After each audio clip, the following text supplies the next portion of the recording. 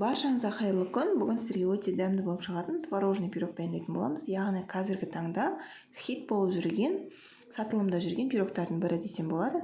Міндетті түрде видеомның соңына дейін қарап, тіркеліп, қоңыраушаны басып кетуді ұмытпаңыз.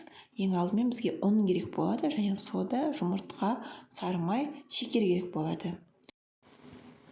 Ең алдымен ыдысымызға ұнымызды салып аламыз, үстіне содамызды және салқын сары майымызды саламыз. Менде жұмсақ болып тұр.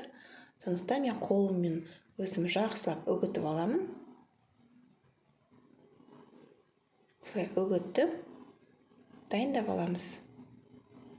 Бөлек ыдысымызға шекерімізді және бір дана жұмыртқамызды шағып, венчикпен жақсылап араластырып, бір келке етіп аламыз.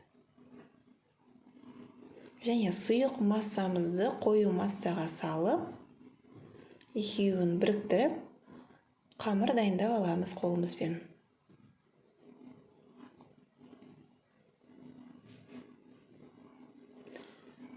Міне, осылай қамырымыз дайын болды. Көріп тұрғандарыңыздай жұмсақ болып шықты. Енді осы қамырымызды целлофанға салып, 30 минутқа қалдырамыз. Тоңазтқышқа салып қоямыз. Енді салмасын дайындайтын боламыз. Салмасына менде міндетті 9%-дан жоғары болу керек, және үй жағдайындағы творог болады. Үстіне қаймағымызды саламыз. Және шекерімізді, кукурузный крахмалымызды саламыз. Үстінен 2 дана жұмыртқамызды шағып, осының барлығын бір келкетіп араластырып аламыз. Менде блендермен араластырып шықтым. Блендер болмаса, миксермен де болады.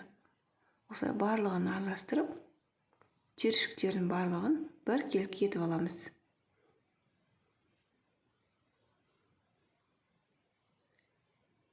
Міне осылай барлығын түйіршіктерін кетіреміз. Міне біздің салмамыз дайын болды. Өте қаймақ тәріздес болып шықты. Енді формамызға қамырымызды дайындап салып аламыз. Қамырымызды аламыз. 2-ге бөліп алдым мен. Кішігірім бөлігін алып қалдым. Енді 4 бұрышты етіп жайып аламыз. Қамырымыз кішкене сынғыш болып келеді, сондықтан аздап жайып аламыз ақырындап.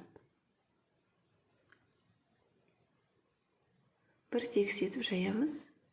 Енді формамызға салып аламыз.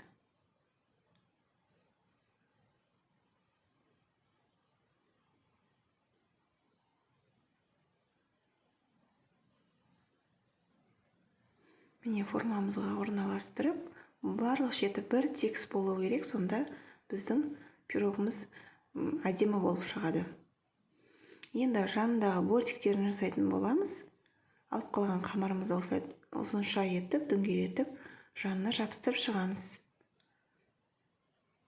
Және де дәл осы рецептпен туған күн кештерде, той жиындарда жасасаңыз болады.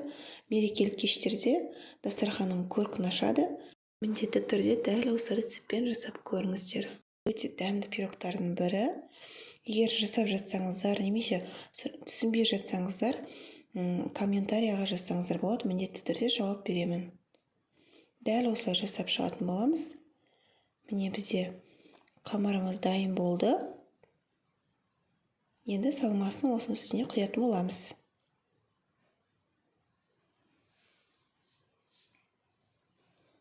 Барлығын бір тегіс етіп жайып аламыз.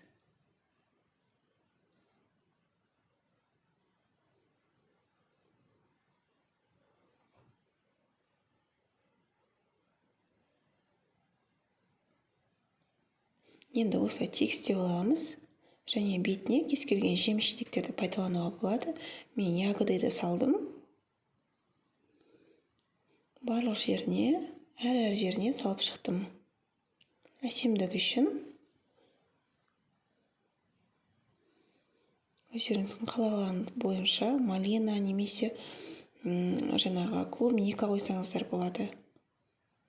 Міне бізде дайын болды. Енді қызып тұрған пешке 35-40 минутта пісіріп аламыз. Міне біздің пирогымыз дайын болды.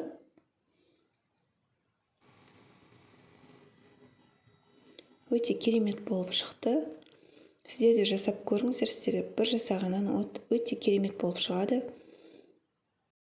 Міне осылай дәмді болып шықты. Менің арнамда күнделікті дәмді рецепттермен бөлісіп отырамын. Менің арнама тіркеліп қоңырау шаны басып кетуді ұмытпаңыздар.